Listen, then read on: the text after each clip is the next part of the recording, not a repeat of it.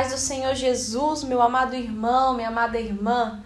Aqui quem vos fala é Diasnária, sou ovelha da pastora Socorro, da congregação da terceira etapa do Jardim Céu Azul.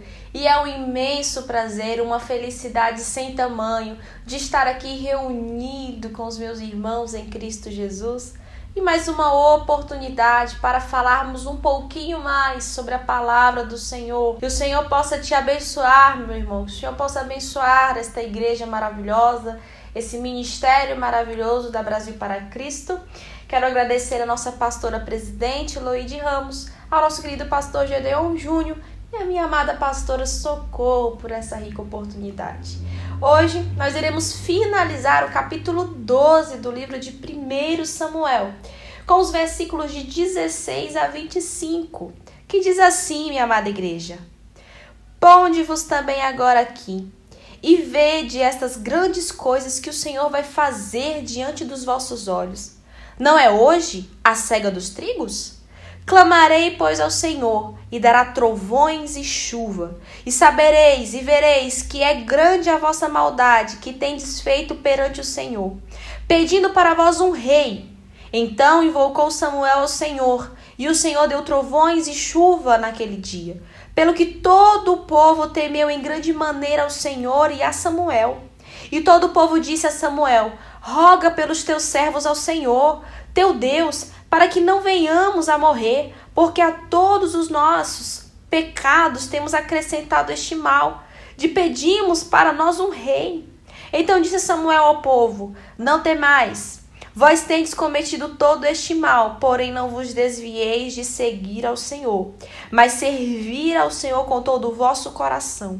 E não vos desviei, pois seguireis as vaidades, que não aproveitam e tampouco vos livrarão, porque vaidades são. Pois o Senhor não desampara o seu povo, por causa do seu grande nome, porque aprove ao Senhor fazei-vos o seu povo. E quanto a mim, longe de mim que eu peque contra o Senhor, deixando de orar por vós, antes vos ensinarei o caminho bom e direito. Tão somente temei ao Senhor e servi-o fielmente com todo o vosso coração, porque vede quão grandiosas coisas vos fez. Porém, se perseverardes em fazer o mal, perecereis assim vós com o vosso rei. Aleluia, glória a Deus, meus amados irmãos. Aqui, Samuel irá mostrar para o povo a própria fé e o poder extraordinário do Senhor ao orar. E em resposta ao seu pedido, Deus enviou trovões e chuva naquele dia. Como era a época da colheita do trigo, entre meados de maio e de junho, e normalmente não chovia entre abril e outubro, o sobrenatural de Deus foi claramente visto pelo povo. Esse milagre nos lembra dos sinais realizados por Moisés e Arão no Egito. Samuel estava provando aos israelitas que Deus era capaz de fazer qualquer coisa por eles se confiassem no Senhor e se obedecessem a Ele. Mas sem Deus, um simples rei era impotente. O povo reconheceu o pecado deles e pediram a Samuel que orassem por eles. Quando os israelitas imploraram a Samuel por livramento, agiram de modo parecido com o de Faraó, que confessou seu pecado e suplicou a Moisés por alívio. Lá em Êxodo, capítulo 8, versículo 8, que diz assim: E Faraó chamou a Moisés e a Arão e disse: Rogai ao Senhor que tire as rãs de mim e do meu povo. Depois deixarei ir o povo para que sacrifiquem ao Senhor. Também em Êxodo, capítulo 9, versículo 27, vai dizer assim: Então Faraó mandou chamar a Moisés e a Arão e disse-lhes: Esta vez pequei. O Senhor é justo, mas eu e o meu povo ímpio. Orai ao Senhor, pois que basta, para que não haja mais trovões de Deus nem saraiva, e eu vos deixarei ir, e não ficarei mais aqui. E é bem provável que o arrependimento do povo de Israel fosse tão insincero quanto o de Faraó, Porque nós vamos continuar lendo em Êxodo, igreja, o quê? Que o coração de Faraó, ele sempre se endurecia e ele não deixava os filhos de Israel sair, né? Ele não dava liberdade para o povo de Deus. Toda vez que ele falava algo, o coração dele se endurecia e ele não libertava o povo. Agora, Samuel passou do imperativo temei para não temais, ao incentivar o povo a aceitar a situação que sua incredulidade lhes havia criado e aproveitar-se dela ao máximo. Quantas vezes em nossa vida recebemos algo que gostaríamos de não ter pedido? É exatamente isso, igreja, que aconteceu com Israel naquele momento. Eles pediram um rei. E lá no versículo 19, depois, do versículo 18, que Samuel invoca o nome do Senhor e vem sobre eles trovões e chuva, aí o povo vai falar no versículo 19. E todo o povo disse a Samuel: roga pelos teus servos ao Senhor teu Deus, para que não venhamos morrer, porque a todos os nossos pecados temos acrescentado este mal, de pedirmos para nós um rei. Eles estavam vendo que aquilo que estava acontecendo era consequência do pedido deles por um rei.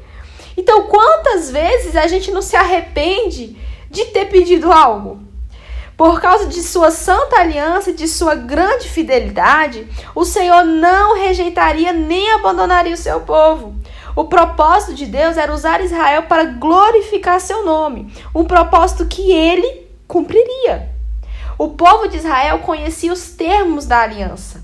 Se obedecessem, o Senhor os abençoaria. Se desobedecessem, o Senhor os disciplinaria. De uma forma ou de outra, Deus seria fiel à sua palavra. A questão principal era se Israel seria fiel. Os israelitas, igreja, haviam cometido um erro, mas Deus não iria os abandonar. Deus iria os ajudar, se o temessem e se o obedecessem. Samuel recomendou aos homens de Israel que fossem fiéis a Deus e que o servissem com todo o coração. Não vos desvieis às vaidades. Vaidades é o que, igreja? Futilidade.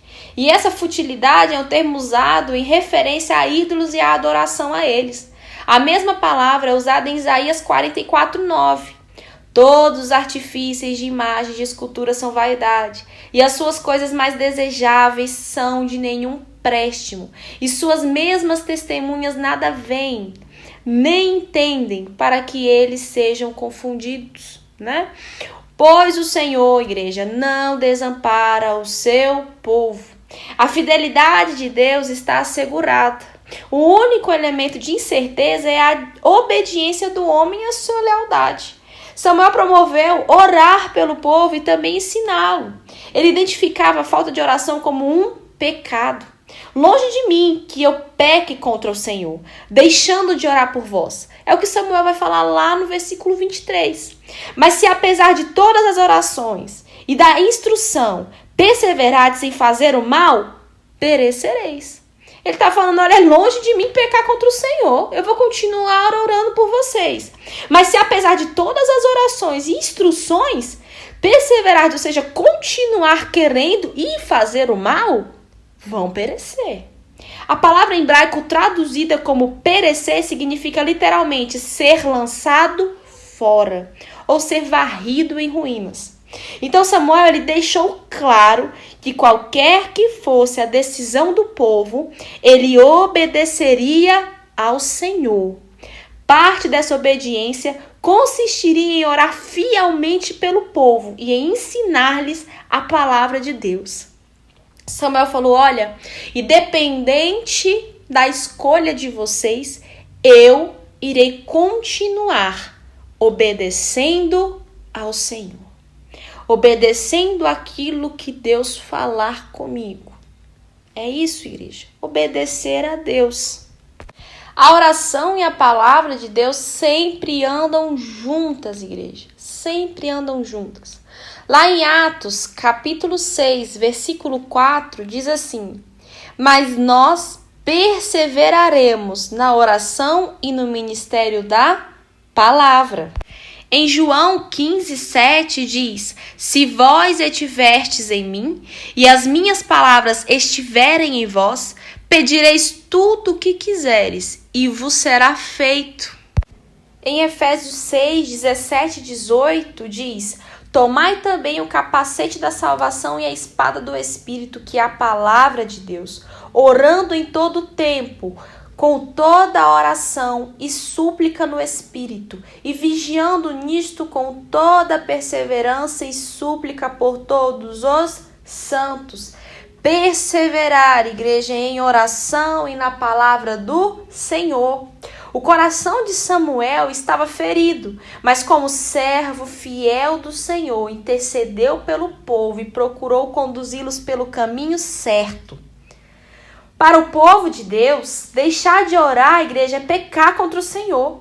E, no entanto, se há uma coisa faltando nas igrejas de hoje, é a oração. Não digo isso que seja o caso da nossa igreja, meus irmãos, porque graças a Deus, nós somos um povo que gostamos de oração e gostamos de palavra. A Brasil para Cristo, ela sempre gostou de oração e sempre gostou de palavra. E qualquer igreja nossa, os irmãos verão palavra e oração. E não é qualquer palavra, igreja, é alimento forte. Não é qualquer oração, é joelho dobrado e as armadilhas de Satanás sendo desfeitas. Mas, infelizmente, existem alguns lugares que não existe mais essa constância na oração. E o que o Senhor requer de nós é que nós sejamos constantes em orar e em ler a sua palavra. Ao pensar nas grandes coisas que Deus fez por nós, que outra atitude poderíamos ter senão temê-lo, agradecer a Ele e servi-lo em verdade todos os dias de nossa vida? A aliança de Deus, igreja, com Israel ainda estava em vigor. Se obedecessem, eles o abençoariam. Se desobedecessem, ele o disciplinaria. Samuel advertiu: se, porém, perseverardes em fazer o mal, perecereis tanto vós quanto o vosso rei. É possível que Samuel estivesse se referindo especificamente à advertência dada por Moisés em Deuteronômio 28:36, incluída na aliança antes de Israel ter um rei. O Senhor te levantará a ti e a teu rei, que tiveres posto sobre ti a uma nação que não conhecestes, nem tu nem teus pais. Infelizmente, Israel desobedeceu aos termos da aliança e Deus teve de enviar seu povo para o exílio lá na Babilônia.